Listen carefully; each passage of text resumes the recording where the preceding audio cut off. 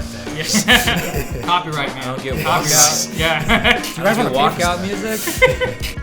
Hey, Congressman, welcome to the Realignment. It's an honor to be here.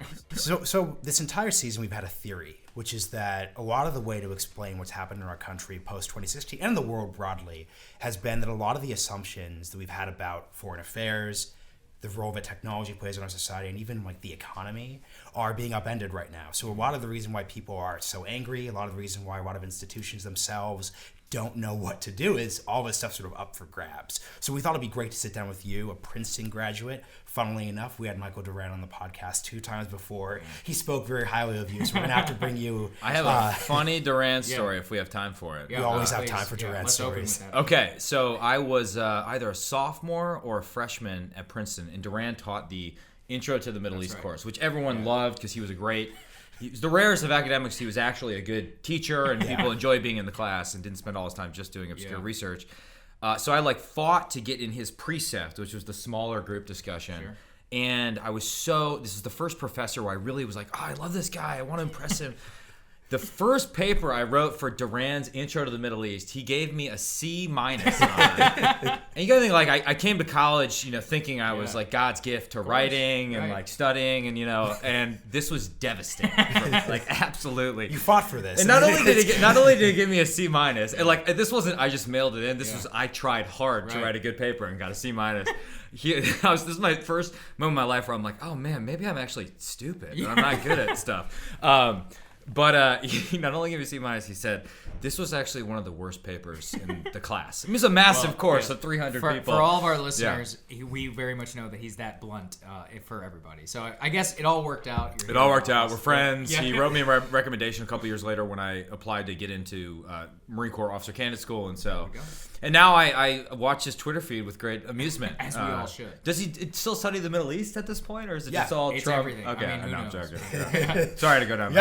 This is great. I mean, a quick question then, right? So you're at Princeton with Durant, 2002, 2003, around then. Yeah. So what was it like studying the Middle East right after 9/11, right? Because that's sort of one of our big issue areas. So I remember 9/11 happened when I was a senior in high school, and I mean, we had the sense that it was a huge, massive event, but it wasn't like, I didn't rush out to join the Marine Corps the day after, and we didn't yet know what the impact would be on our foreign policy for a while. And so then I get to college, Princeton. We not only invade Afghanistan, we invade Iraq, and that was the first time in my life where I started to ask these questions of, what are we doing in the Middle East? Sure. What is the goal of our policy? What is the goal of our foreign policy more broadly?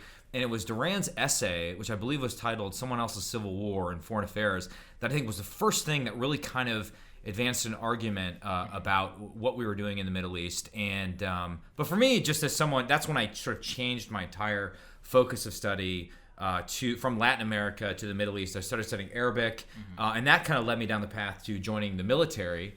And I would say that, even though the bottom kind of dropped out of the country in 2005 with the Samarra Mosque bombing, there wasn't an effect on campus. In other words, there wasn't like a huge anti-war vibe. It's not Vietnam. I think exactly. I think most people were perplexed when I decided to join the Marine Corps because it wasn't a thing that you really did at the time, and there weren't a lot of people from Princeton doing that. But they kind of understood that I was a Middle East geek and an Arabic geek, and that, of course, this kind of makes some sense. So this is interesting because you seem to have joined it out of like an academic pursuit, and also obviously, of course, as a patriot. But I mean, from this perspective, what Durant argues a lot about, and what this podcast is that 2016 kind of demonstrated that the foreign policy elite hasn't really reckoned with a lot of the decisions that they've made over the last 20 years. But you've also got the unique position of went to Georgetown. You got the PhD there. I'm also a national security studies Peak Georgetown to reference all that, by the way. And so, I mean, having kind of a foot in both worlds, how do you see it? Because at the same time, you're a congressman from Wisconsin, one of the critical states that went to Trump in 2016. Sure. Well, I do think part of the story, right? If we accept the premise that 2016 was this massive disruption, right? Which maybe I accept that premise, or at least it sort of revived this populist sentiment, and there was a lot of frustration. I remember there was this moment when I was campaigning in a kind of blue collar part of my district, and a lady answered the door, and I gave my whole spiel, and she said, "I'm not voting for you.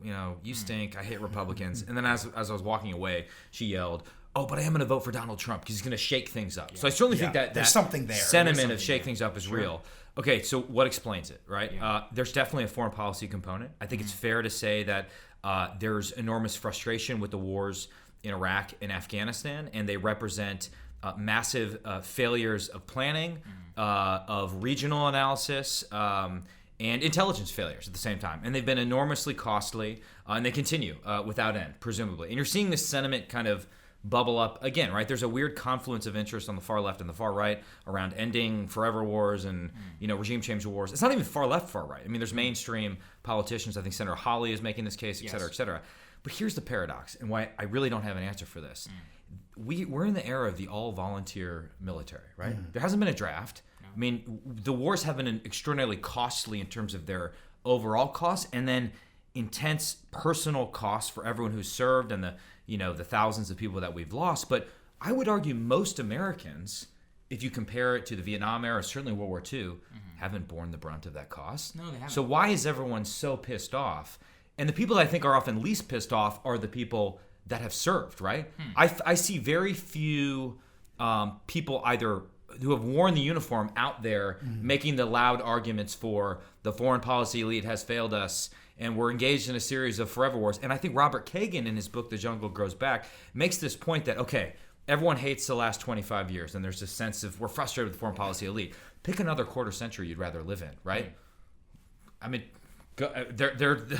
almost any other quarter century in the last 120 years has had far more failures and far more destructive costs. So I'm at a loss to explain this. In fact, I think the domestic economic variable is probably has more explanatory power, right? The financial crisis. Yeah. But I'd be curious what you guys have learned in doing this podcast. So I think it's a confluence of all of this, right? Because at the same time, what you're seeing is a frustration of the $6 trillion price tag that was paid into many of these other countries, and in the total investiture of a lot of this, in that the foreign policy kind of path dependency represents the same type of path dependency that you see in economic policy and all these other things. So it's not, I think, foreign policy in the wars themselves. It's what they represent in terms of a non-reckoning of an ideology. And so, I mean, I think it's interesting that you are kind of defending that.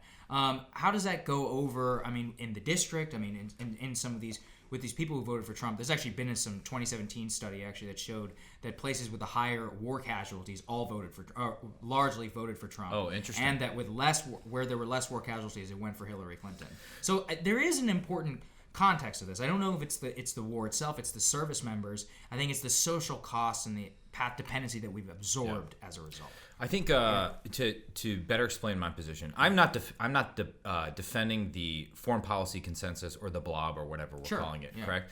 Because I think the most powerful criticism of that consensus is that foreign policy elites on the left and the right basically made the same argument post-Cold War, right? It was that by integrating China into the global economy, which culminated in their accession to the WTO, we would moderate their political behavior. They would become a responsible stakeholder, and we could all, this was sort of in line with a broader academic argument about the end of history. Right.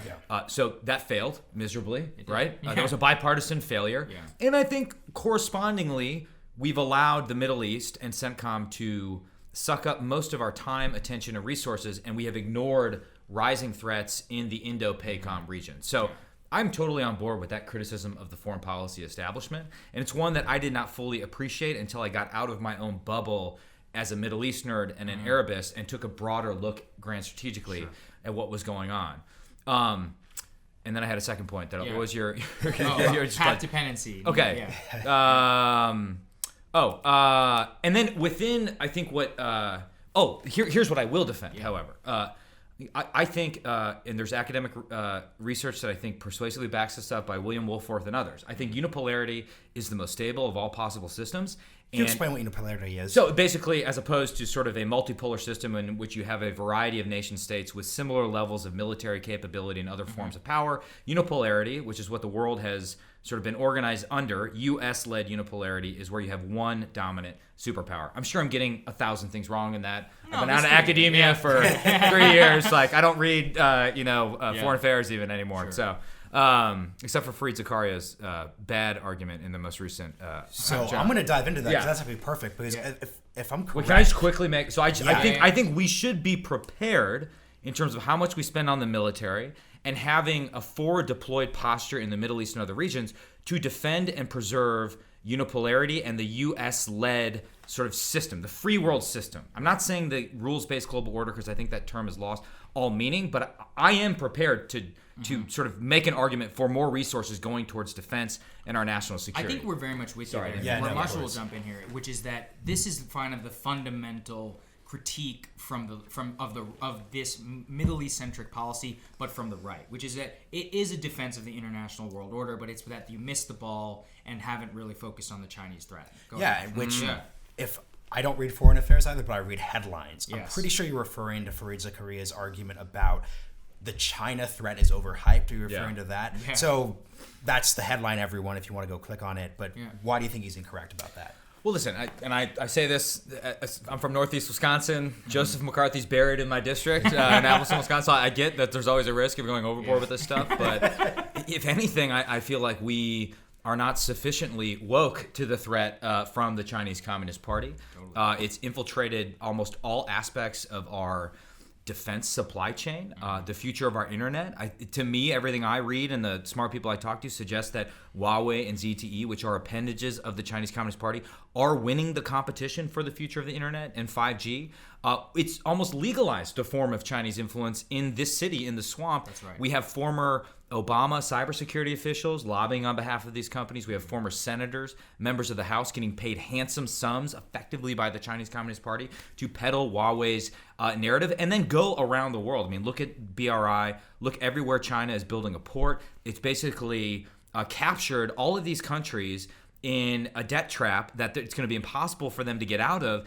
And look at Australia. I mean, Australia has woken up to the nature of this threat. Yeah. It's been, to sort of steal a phrase from a prominent book in Australia, a silent invasion, but it's incredibly difficult because it's so insidious. And we haven't had that moment like we did in 49 with the Soviet nuclear test or the invasion of Korea that would wake us up. So I think we kind of had, maybe we disagree on this. We kind of have had that moment. That was Hong Kong, China, and the NBA. That's right. We were talking with Secretary Pompeo. That was, and Peter Navarro too. That was a moment when I think people realized, wait a second, it's not just this matter of we mind our own business, they mind their own business. Like there's a direct correlation between the desire to enter into the Chinese markets, and you see this in the same internet sphere, and a lot of the ways that we're going to be treated back home. So, I mean, you don't think that was quite, you think we're still waiting for more? Well, I think there's something there.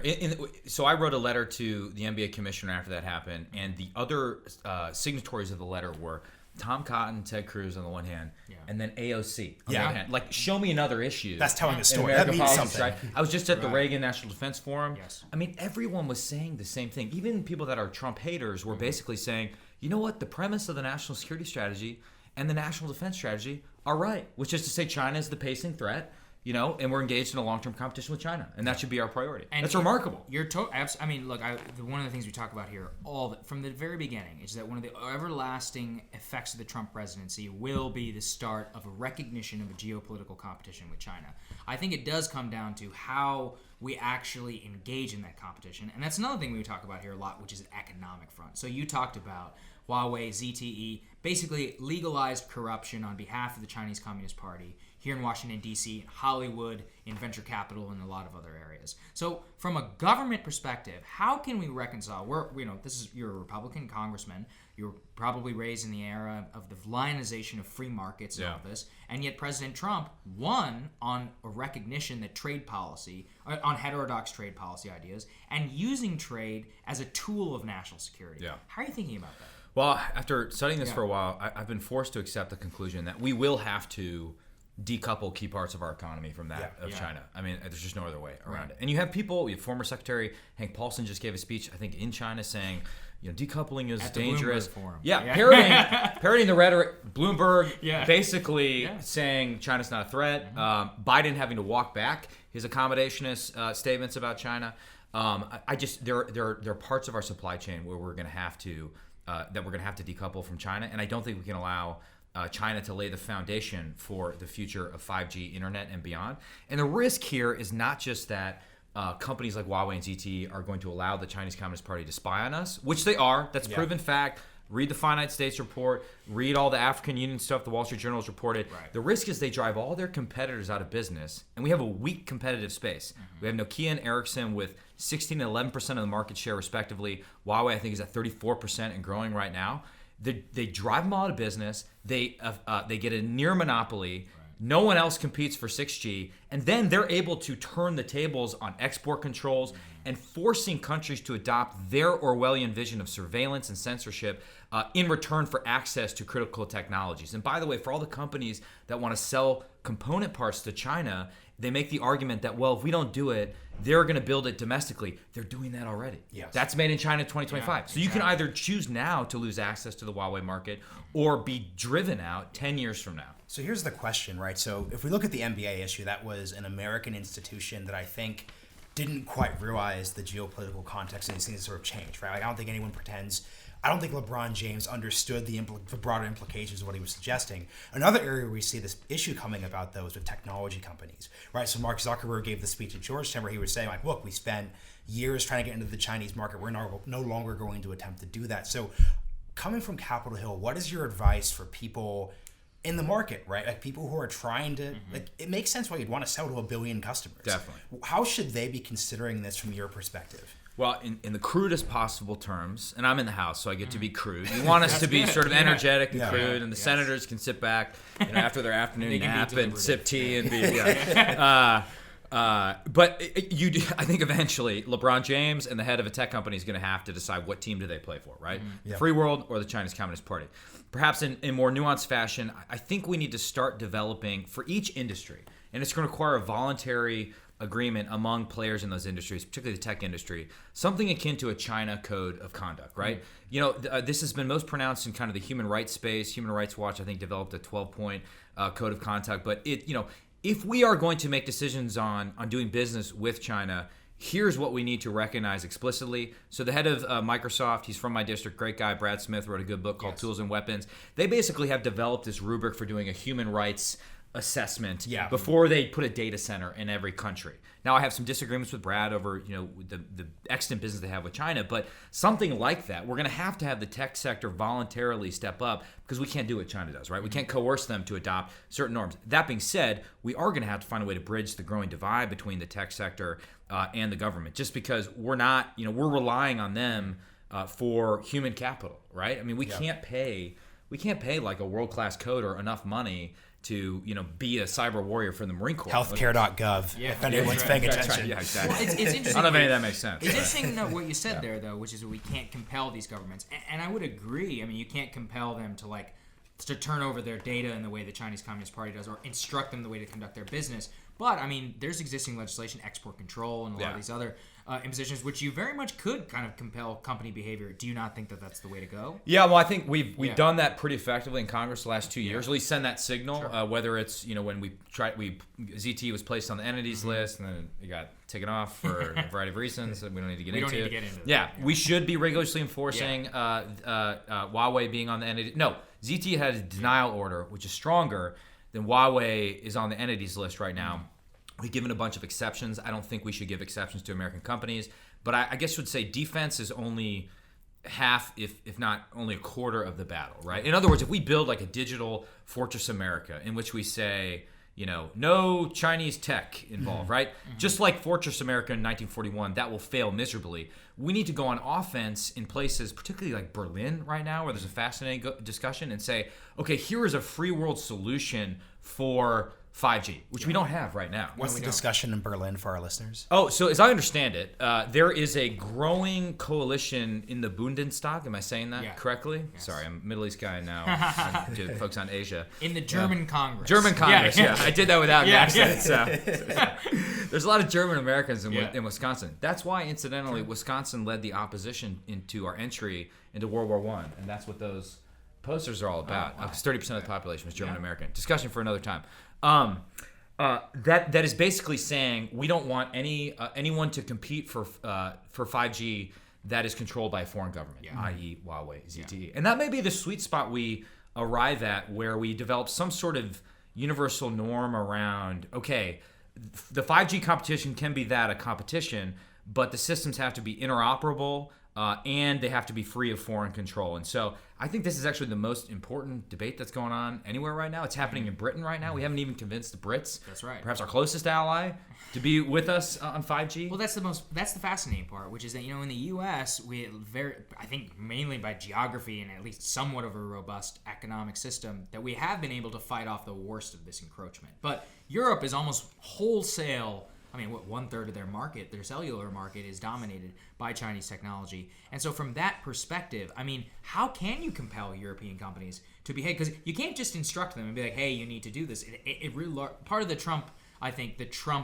Trumpian lesson there is that only through, basically compelling them through some sort of action are they actually going to do anything. Well, I think it's a few things. Yeah. Well, so first of all, you're totally right, and this was illustrated very well this week when Boris Johnson made a statement about Huawei ZTE and then had a Huawei phone. So one, I do think we have not yet made the defensive case persuasively. So continuing to get stuff out there in the public sphere, even if it means declassifying information that we have, to suggest the counterintelligence threat and just the coercive practices that Huawei and ZTE use. I'm going on too long. Do we need to? Oh, no. Talk too much. Sorry. I'm all hyped up, man. I've had this is good. So I had Diet Coke. I check in with him for time cues. Yeah. We'll edit this out, so don't worry. It's all good. We don't need to edit.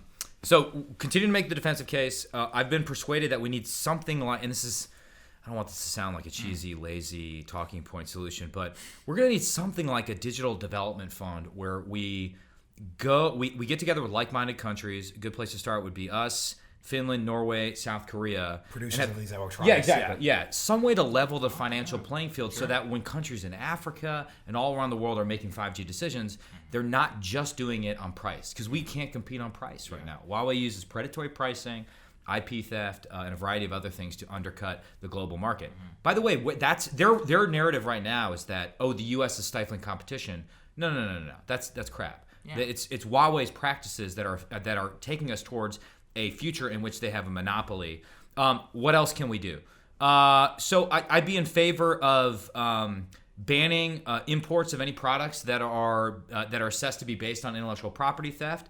I think there are ways in which we can not weaponize, but better defend our capital markets, which are one of our core national assets. And right now we have, for example, billions of dollars of federal government money, military service member money that's going to Chinese companies that are doing things like building ships, anti-ship missiles, fighters. So basically, we are funding tech that could be used to kill American service members and through debt financial exactly. Markets. That's right. We've just tied that to the MSCI All Country World Index. China pressured MSCI to allow Chinese companies to list on the emerging markets list, which is crazy. Think about the political constituency we're creating. The top three. So it was just the markets broadly, right? 150 Chinese companies worth $1.2 trillion. That means a lot of people that are planning for retirement, their well-being is going to be tied to the health of Chinese state champions and Chinese companies that don't have our interests, which means they're going to be resistant to any aggressive action by the U.S. government in defense of our values. Which is exactly, that's the Chinese goal. That's what they want, right? Totally. So this is all a good pivot to our last section. So we focused on the economy. And you actually said something earlier that I want to revisit. You were saying that a lot of the discontent could be explained by domestic factors like the financial crisis. And, as someone, were you overseas when the financial crisis went? I was, yeah. How can you just expand on that? You came back. What did you see? Yeah, and this ties into socialism and debates over capitalism. Yeah. I feel like personally, I was a little bit insulated because I was in Marine Corps military world. So I don't want to pretend like I was on the streets a prophet. Yeah, I was just getting bad haircuts every week and doing pull-ups. But I do think, there was, for our generation, right? If I could be so bold to lump myself in your generation, right? Sort of the narrative was you go to a 4-year college, you're going to get a good job, right? And you're going to be able to pay off your student debt. I think the economy post-2008 was not a hospitable environment for that. Or you had people that made a lot of economic decisions in 2006, 2007 that found themselves in a very difficult position. And now I think our generation is struggling to get out from under the mountain of debt that incurred, struggling with higher costs of living, struggling with rising healthcare costs that is a function of a government-subsidized oligopoly that is so complex as to be almost mystifying for everyone in our generation. But I think more broadly, I think people in our generation just look at certain things in the economy right now, and they just don't make any sense, right? In other words, I can go on Amazon, I can buy, Jeff Bezos will deliver, toothpaste to me in 2 days. And I've come to expect that level of efficiency and transparency. But then when I interact with, employee-sponsored health insurance, a federal loan for graduate education, or anything else that is tied to a government model from 3 decades ago, it's extraordinarily frustrating. And I think it's created this enormous sense of disillusionment. I don't know. I haven't done enough analysis to suggest whether this explains. There's a lot that you have to deal with here, so we're not. Yeah, what do you guys think? Well, and I think, this is what we really wanted to talk with you about is like from a Wisconsin perspective, a key part of that story is about deindustrialization. Yeah. And a key part of the deindustrialization story is tied to China. But broadly, amongst your own constituents and like just the way that you've interacted post 2016, how is it that the GOP of the future is going to have to grapple with this market question? Because that is really what I think the future debates of the party and of the right and of the left are going to have to be with grappling with so much of the decisions and the impacts of those from the last 30 years. Yeah. That's a great question. So to cut in real quick, just to add something to that, I think what we're getting at, what we've talked about, is that I think it was easy in 2012 to say like, hey, government's going to be like Uber, or look at how like Facebook and Google are super great. And now there's a lot of backlash against that. So I think people who sort of are advocates of innovation and alternative structures are sort of left with a lack of language. Makers and takers wasn't particularly popular. We don't have a vocabulary for discussing these things. Yeah. So listen, to the extent that President Trump has forced the Republican Party to focus more on the working class, sort of the bar room as opposed to the boardroom. And we have a lot of bars in Northeast Wisconsin. 7 of the top 10 drunkest cities in America are in Wisconsin. USA Today every year ranks it. Very dubious distinction. I think that's a good thing, right? I mean, people that are in the lower middle class and want to move up the economic ladder, I think that's a very valuable thing. That being said, I think this analysis that suggests, it was Trump's focus on tariffs that won him the election, I think those are overwrought. I mean, it's to the extent tariffs were part of it, it was part of a broader kind of attitude that Trump had against free trade. Yeah. I don't know, but because on the other hand, are people not wealthier than at any time in human history? And yet, I think the counter to that would be, in places like Wisconsin and in Ohio, they're not wealthier than they have been at any time. And they don't have the upward mobility that they had 30 years ago. That's true. It's not that they could be wealthier, right? Because they now have cable TV, they have Netflix, they have but there's a deeper meaning. Whereas the critique, you could accept that like living standards are higher, but in many ways that misses a deeper like spiritual or even just sort of basically social desire. So I think we're nearing the end. So our last real question for you is there anything that we've missed, right? Are there any issues that you as a young member of Congress are thinking about differently or think that need to be on people's radar?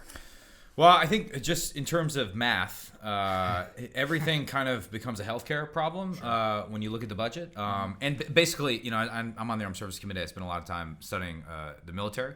If you compare the Reagan buildup, for example, the age of the 600-ship Navy, all the great things we like to celebrate, and the Obama defense drawdown, which those of us on the right love to criticize, we actually spent more money in real dollars, apples to apples comparison, under Obama. And it wasn't just because our weapon systems got more exquisite and expensive, though that's part of it. The biggest thing was personnel costs. So the military is basically a microcosm of the bigger thing that's happening in society, which is to say we're spending all our money on healthcare and retirement, and it's crowding out the marginal dollars that we would have for investments in the future. And infrastructure, Meals on Wheels, whatever your thing is, right? So that's a huge problem. And healthcare, I don't consider myself an expert. I've done a little bit of work to peel back the onion. It is so extraordinarily complex, but I think we should start with like just solving that problem, and that frees up so much space to do everything else. Right.